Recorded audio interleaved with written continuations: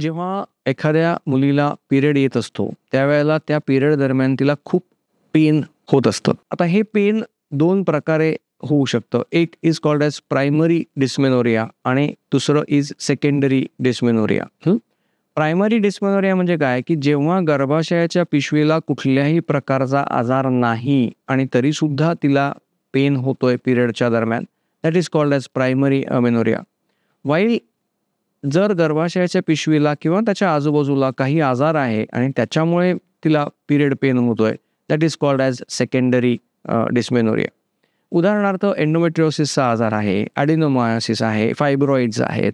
या सगळ्या गोष्टींमुळे जर पेन होत असेल तर that is called as secondary amenorrhoea.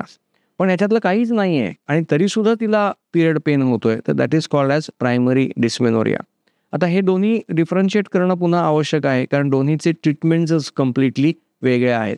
त्याच्यामुळे हे डिफरन्शिएट करून त्याप्रमाणे आपल्याला पुढची ट्रीटमेंट करणं गरजेचं आहे.